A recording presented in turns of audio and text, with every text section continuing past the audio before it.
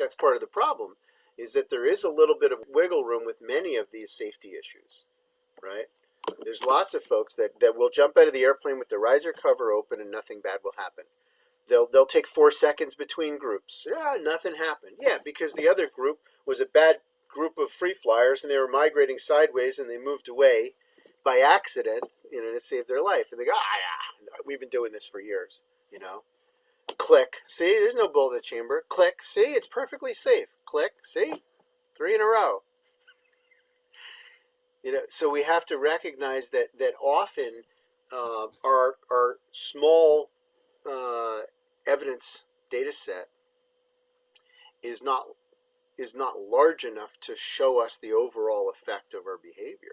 That it just, our comeuppance hasn't come up yet. That's all. I keep pulling a $2,000, no big deal.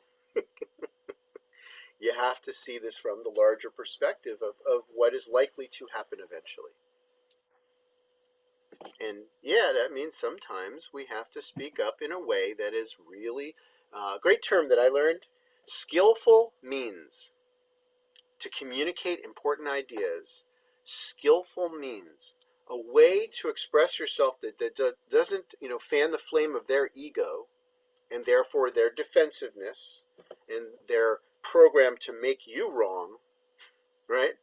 Even if you're right, they will try to make you wrong because they were offended. They will find themselves defending wrongness fervorously and then getting other people to hate on you too before they start to go, wait a minute, that guy was actually, I think, I kind of agree with him. That kind of game is that's the ego's playground. So how do we avoid that? How do we avoid the little voice? Or I should say the loud voice of the little brain. And I think that begins with being respectful, like actually respectful of other people, and not silent. So to me, respectful is where you honor that person is a sentient individual who deserves their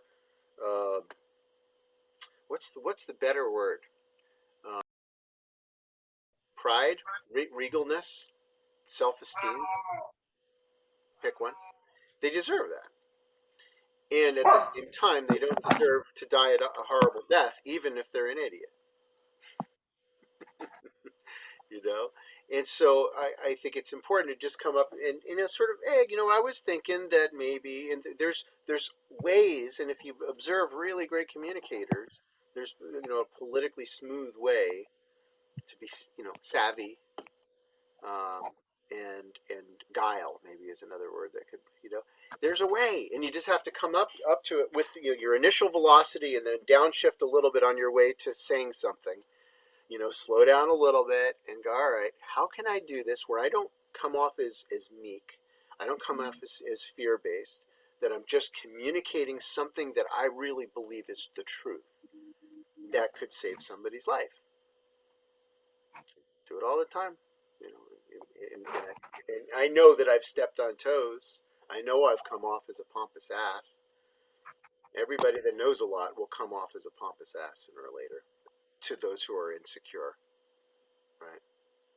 They'd rather be a big fish in a little pond of tiny little information, of limited information. That's the game of fascism. It's been around a long time. You bogart the information. The group has very little outside information, and then you become the source of that information. So it's a power play, and it's not new. It's just we just can't play into it anymore.